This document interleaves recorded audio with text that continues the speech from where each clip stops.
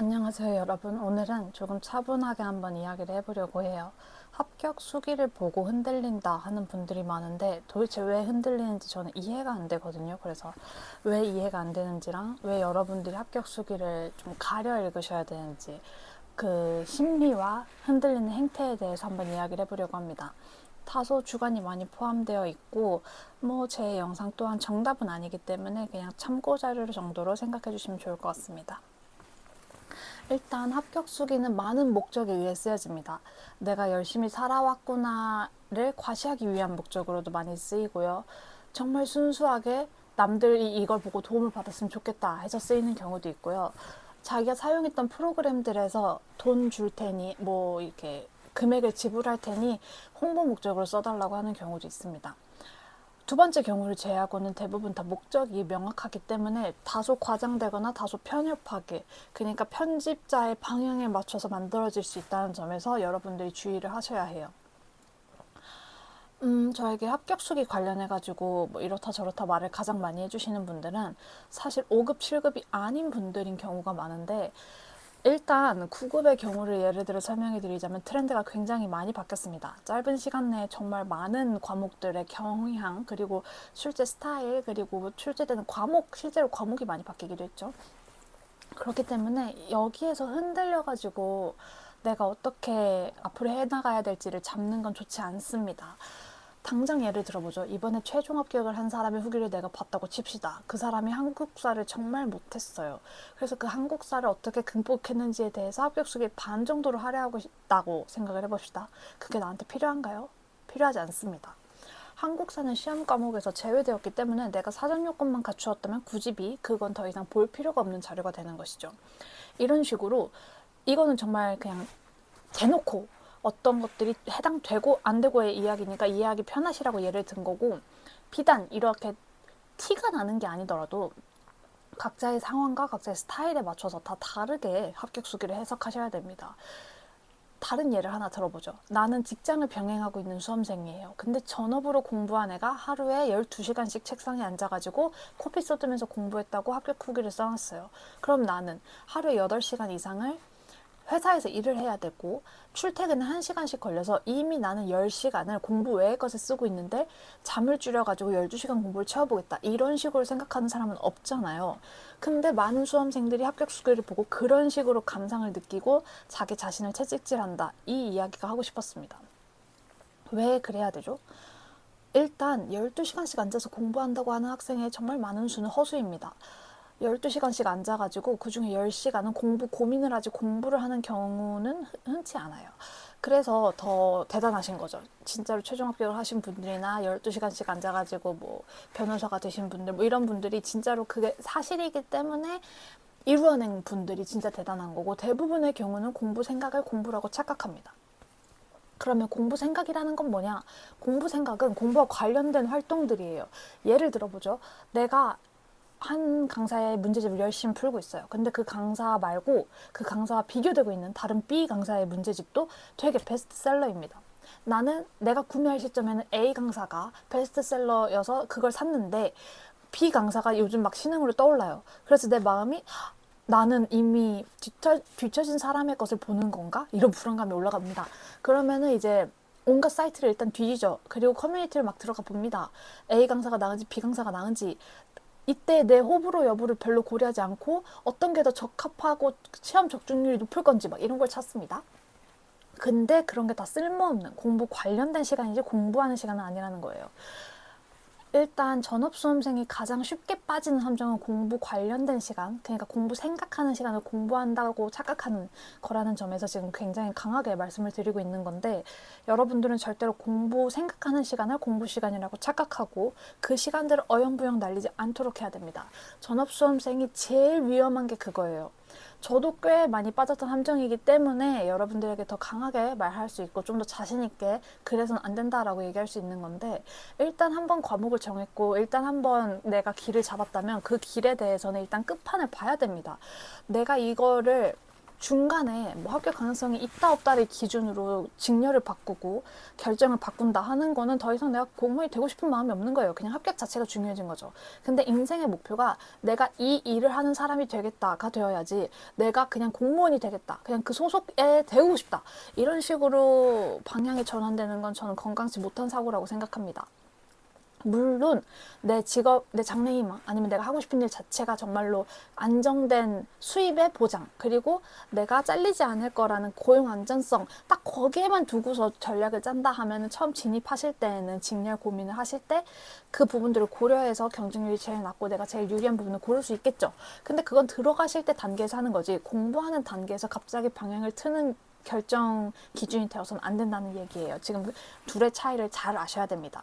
저는 지금 고용 안정성을 목표로 공무원을 택하는 사람들을 욕하고 막 그래서는 안 된다라고 말하는 게 아니라, 과정 중에 내가 그냥 합격이라는 두 글자가 보고 싶어서 방향을 트는 건 현명하지 못한다는 얘기를 하고 있는 거예요. 물론 이게 최악의 선택은 아니긴 합니다. 고집을 계속 부리면서 그 직렬을 계속 준비하는데 합격과 점점 멀어지고 있다면 그것 또한 잘못된 선택이에요. 내가 예를 들어 한 과목을 너무너무 못해요. 그래서 그 과목이 없는 직렬로 바꾸면 합격 가능성이 확 높아질 수 있는 상황이에요. 근데 그냥 정말 아무 별 이유 없이 내가 뭐 이 업무를 꼭 해보고 싶다라는 이유 같은 게 없이 그저 남들이 많이 하는 직렬이니까, 그리고 이 직렬이 멋있으니까, 이런 진짜 추상적이고 말도 안 되는 이유들을 가지고 내가 한번 선택했다는 이유로 계속 꼭 고집해서 막 끌고 가실 필요 없습니다. 이거는 이제 또 9급의 얘기라기보다는 5급의 얘기예요. 5급에서 재경에서 일행 넘어가시는 분들 중에 그런 사고를 하시는 분들이 되게 많거든요. 물론 지금은 많이 바뀌었을 거라고 믿습니다. 왜냐하면 그건 정말로 멍청한 사고이기 때문에 똑똑한 사람들이라면 이제 더 이상 그렇게 생각하진 않으실 거라고 믿고 있어요. 멋이 여러분들을 먹여 살려주지 않습니다. 그리고 수험생활 3년 더 길게 가져가서 멋을 갖느니 수험생활을 좀 더 짧게 가져가서 실속을 챙기시는 게 더 현명합니다. 많은 분들이 착각을 하시고 본인이 착각하고 있다는 사실조차 모르시는 경우가 있는 것 같아서 한번 말씀드려 보았어요. 이렇게 후기 얘기에서부터 직렬 선택 얘기까지 넘어오게 되었는데, 다시 후기 얘기로 돌아가 보자면, 후기에서 이제 전업 수험생의 경우는 공부 시간을 공부 시간이라고 착각하지 말아라고 말씀을 드렸죠. 비슷한 논리로 이야기를 이어서 해보도록 하겠습니다. 공부 생각을 공부 시간이라고 착각하지 마시라는 것과 더불어서 한 가지 더 말씀드리고 싶은 거는, 공부 관련 고민 시간을 너무 많이 가져가지 마시라는 거예요. 공부를 해야지 공부 고민을 하고 계시면 안 됩니다. 이건 공부 생각과는 또 살짝 다른 얘기인데, 문제집이나 뭐 차라리 일탈을 찾아 헤매이는 거는 공부 관련된, 그러니까 공부와 연관은 있다라고 얘기할 수 있어요. 근데 공부를 하시다가 말고 갑자기 심란하다, 뭐 합격을 못할 것 같다, 뭐 내가 지금 잘하고 있는 건지 모르겠다, 막 이러면서 내가 아닌 다른 사람에게 징징대는 케이스가 많잖아요. 이건 정말 징징이라는 단어로밖에 표현이 안 되는데, 이런 행동 진짜 안 하셔야 됩니다. 내가 선택한 수험생활이에요. 성인이고요. 당신은 성인입니다. 저는 지금 중고등학생을 대상으로 이야기하고 있는 게 아니라 성인 수험생을 대상으로 얘기하고 있는 거예요. 당신은 성인이에요. 당신의 인생은 당신이 책임져야 되고, 당신의 수험생활을 누군가가 대신 해주거나 같이 고통을 나눠줘야 될 의무가 전혀 없습니다. 그게 아무리 당신과 가까운 가족이든 지인이든 뭐 당신이 금액을 지불하고 서비스를 이용하는 상대이든.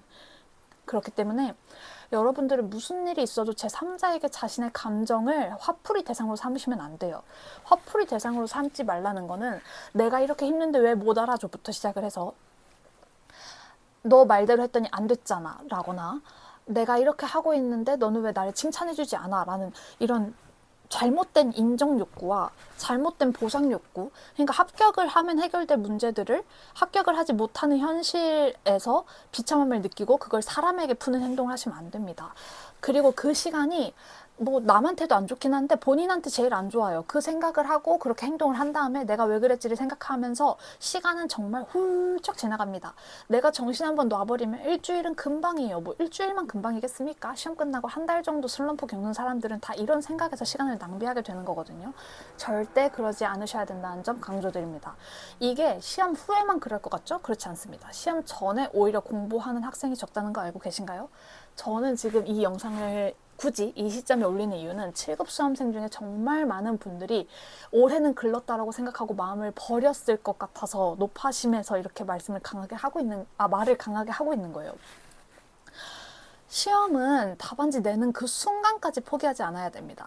내가 할 수 있는 최선을 다해야 되고요. 내가 무언가를 해서 무언가를 얻어보겠다 이런 욕심이 정말 1g이라도 있다면 그 1g의 욕심을 위해서라도 책임을 지겠다는 마음을 가져야 되고, 내가 이 시험을 위해서 1분이라도 썼으면 그 1분의 가치를 내가 챙겨갈 생각을 해야 돼요.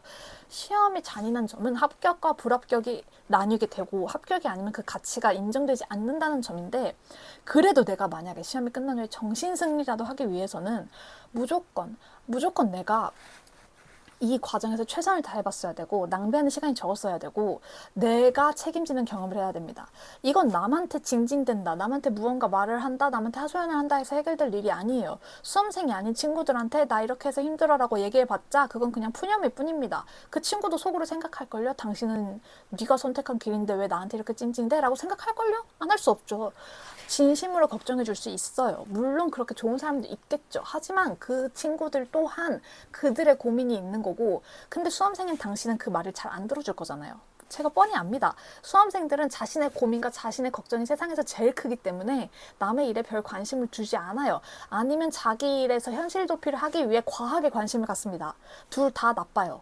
둘 다 나쁘고, 시험 직전에 약간 세상을 자기가 다 득도해가지고 심적으로 나는 해탈했다 막 이렇게 스스로를 여기고 과대평가하시는 분들이 많은데, 그러한 분들 또한 정말 건강하지 못한 방식이라고 이야기하고 싶습니다. 제가 오늘 말이 굉장히 날 서 있다는 거 저도 알고 있는데요. 이건 정말로 날 서서 얘기하는 수밖에 없어요. 이거는 그러시면 안 돼요, 이렇게 부드럽게 얘기한다고 해서 해결될 문제가 아닙니다. 정말로 큰 문제예요. 여러분들은 정신 똑바로 차리고 정신줄 꽉 잡고, 나는 성인이니까, 나는 내 인생에 책임을 져야 되는 사람이니까 이렇게 생각을 하고 공부를 하시거나, 아니면 정말 안 되겠다면 공부를 빨리 그만두셔야 됩니다. 수험생이라는 이유로 내 인생을 많이 낭비하면 안 돼요. 저는 이거는 N수생에게도 해당된다고 생각합니다. 20살이든 30살이든 40살이든 성인이에요. 성인은 자기 자신의 인생에 대해서 책임을 질 수 있어야 된다는 겁니다. 물론 20대면 10대 때 내가 어떻게 자라왔고 우리 가정 환경이 어땠는지에 영향을 많이 받을 수밖에 없죠. 그걸 받기 싫다면 내가 받지 않을 수 있는 직군을 선택했어야죠.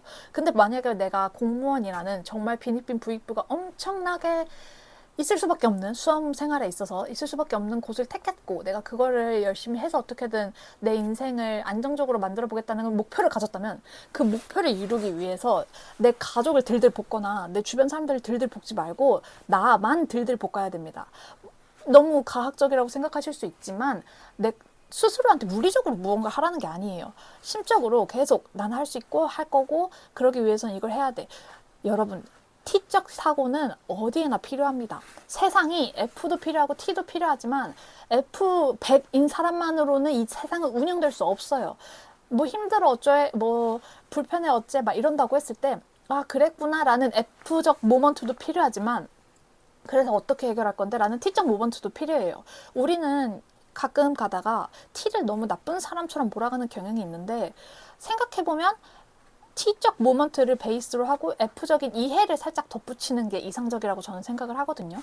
그리고 다정함은 지능이에요. 그렇기 때문에 지능이 낮은 사람들은 F여도 별로 그렇게 인생에 도움이 되지 않습니다. 상대에게, 그리고 자기 자신에게. 이 점을 꼭 아셔가지고 여러분들은 똑바로 행동하시고 수험생이라는 것에 너무 본인을 과대포장 또는 과소포장하지 않으셨으면 좋겠습니다.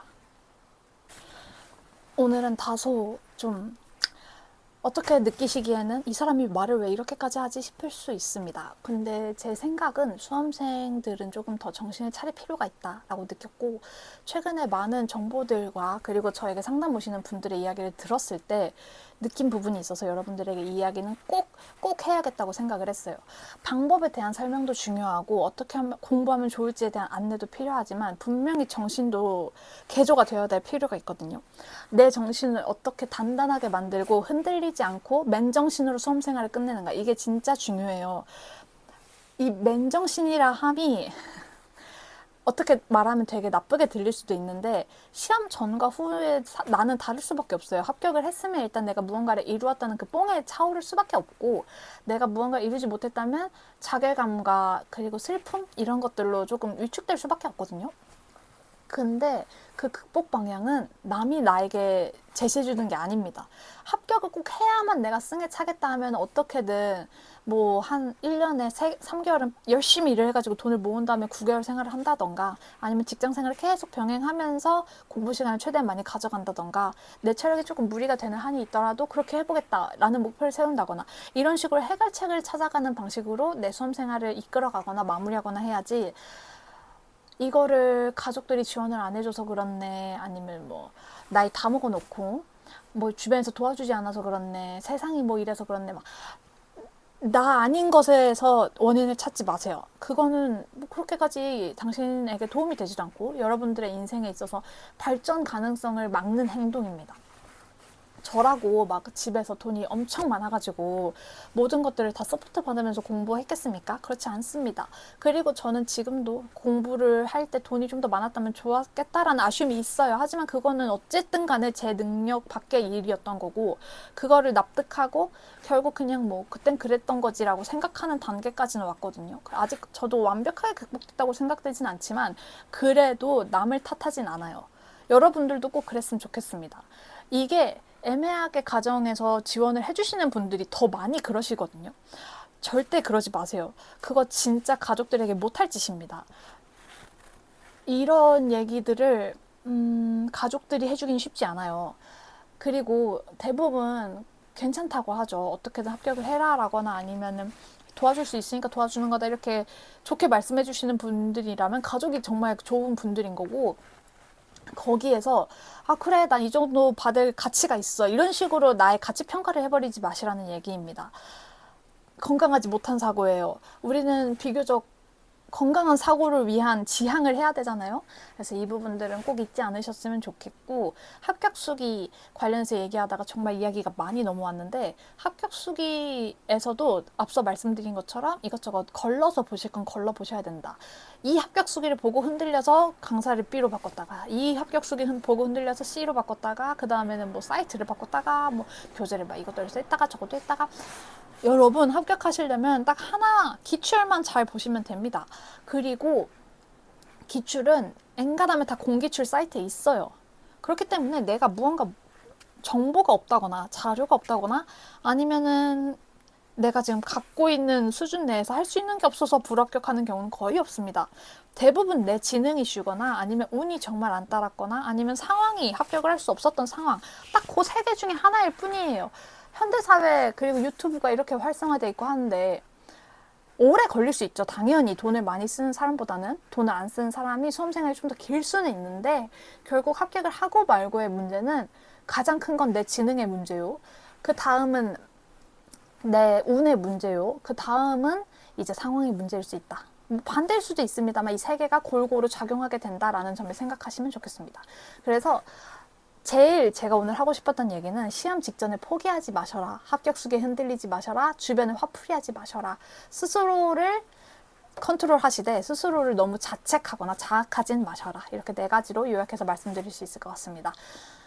오늘 영상도 시청해 주셔서 감사하고 뭐 제 오늘 영상에 대해서 관련된 의견 있으시면 솔직하게 댓글 남겨주셔도 괜찮습니다. 그에 대해서 제 의견도 답글로 남겨드리도록 할게요.